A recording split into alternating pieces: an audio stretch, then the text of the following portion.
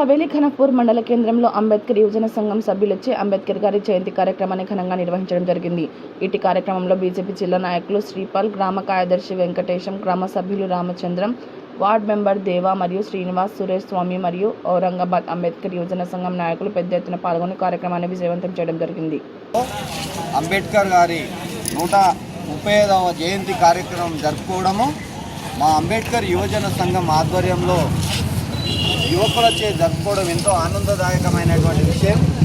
ఏంటంటే అంబేద్కర్ గారు 135వ సంవత్సరం జయంతి అయినప్పటికీ కూడా అతన్ని మనం గుర్తుపెట్టుకుంటున్నాం. కనీసం ఒక 50 సంవత్సరాల కింద ఉన్న వాళ్ళని కూడా మనం గుర్తుపెట్టుకోలేకపోతుంటాం.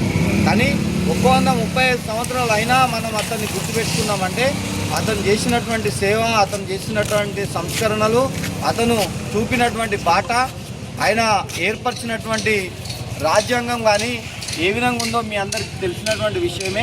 కాబట్టి ఏవైనా సమాజంలో సేవ చేస్తే, సంస్కరణలు తీసుకొస్తే, ఏదైనా సమాజానికి ఉపయోగపడే విధంగా చేసినట్టయితే అన్ని సంవత్సరాలైనా గుర్తుపెట్టుకుంటాం.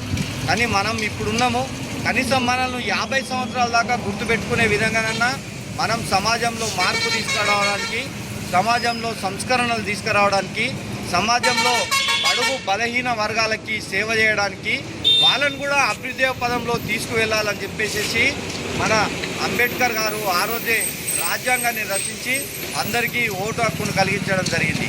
దాంతో ఓటు హక్కుతోటి అందరూ కూడా 5 సంవత్సరాలకు ఒకసారి పాలకవర్గం వాళ్ళు మనకు జవాబుదారితనంగా ఉండాలి, ప్రజల దగ్గరికి ప్రతి నాయకుడు కూడా వెళ్ళగలిగేలా ఉండాలని చెప్పేసి మన రాజ్యాంగాన్ని రచించి అందులో మనకి హక్కులను కల్పించడం జరిగింది.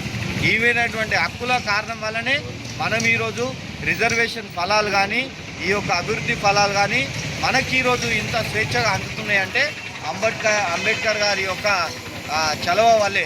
లేకుంటే మనం ఈ నిమ్న జాతి ప్రజలకు చెందినటువంటి వాళ్ళు, ఈ బలహీన వర్గాల ప్రజలకు చెందిన వాళ్ళకి ఎటువంటి ఆదరణ లేని రోజులలో గ్రహించి అతను రాజ్యాంగంలో వాళ్ళకు కూడా సమానమైన హక్కు కలిగించాలి, వాళ్ళకు కూడా సమానమైనటువంటి విద్య కలిగించాలి, వాళ్ళకు కూడా అస్పృశ్యత లేకుండా, అంటరానితనం లేకుండా అందరూ కూడా అభివృద్ధి ఫలాలు అందుకొని భారతదేశాన్ని ముందుకు తీసుకువెళ్ళాలనే ఉద్దేశంతో ఆ రాజ్యాంగాన్ని రచించి మనకిచ్చుడు.